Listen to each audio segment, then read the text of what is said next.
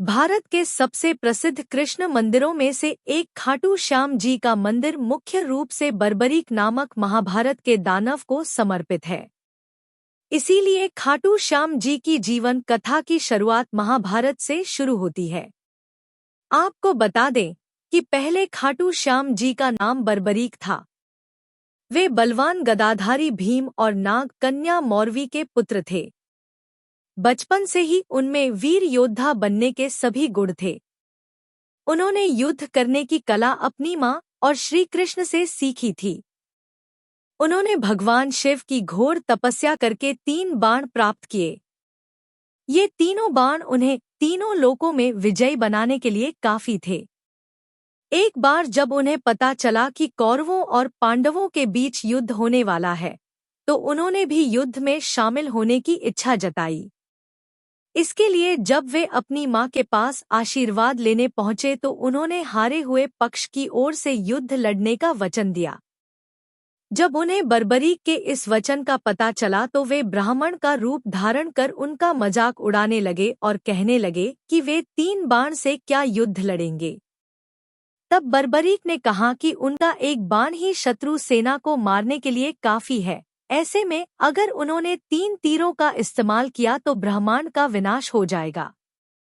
ये जानकर भगवान श्री कृष्ण ने बर्बरीक को चुनौती दी कि पीपल के इन सभी पत्तों को वेद कर बताओ। बर्बरीक ने चुनौती स्वीकार की। उनकी परीक्षा लेने के लिए श्री कृष्ण ने एक पत्ती अपने पैरों के नीचे दबा ली। बर्बरीक ने एक बाण से सभी पत्तियों पर निशान कर दिए और श्री कृष्ण के पैरों के पास चक्कर लगाने लगे और श्री कृष्ण से कहा कि एक पत्ता आपके पैर के नीचे दबा हुआ है, अपने पैर हटा लीजिए वरना आपके पैरों पर चोट लग जाएगी।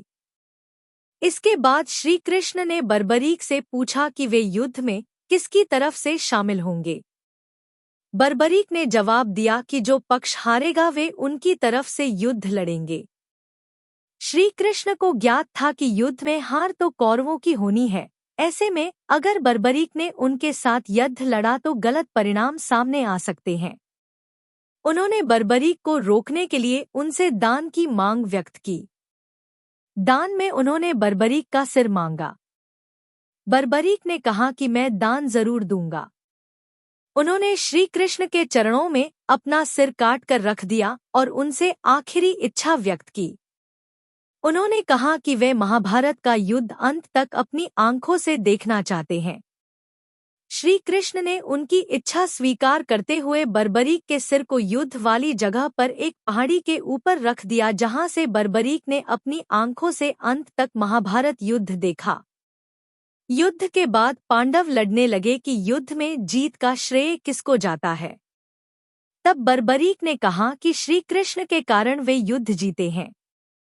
श्री कृष्ण बर्बरीक के इस बलिदान से बहुत प्रसन्न हुए और उन्हें कलयुग में श्याम के नाम से पूजे जाने का अनमोल वचन दिया।